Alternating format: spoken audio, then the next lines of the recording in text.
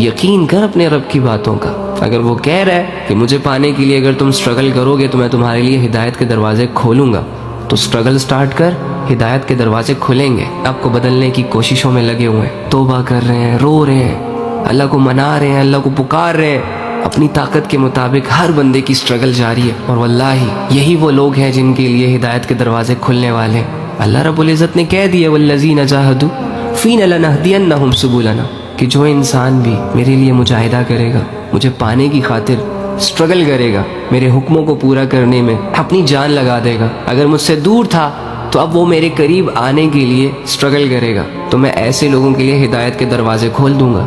اللہ نے تو فیصلہ کر دیا. تو جو لوگ بھی سٹرگل کر رہے ہیں وہ یہ نہ سمجھے کہ اللہ رب العزت کی طرف سے ہمیں لے کر اچھے فیصلے نہیں ہونے والے، آلریڈی ہو چکے ہیں.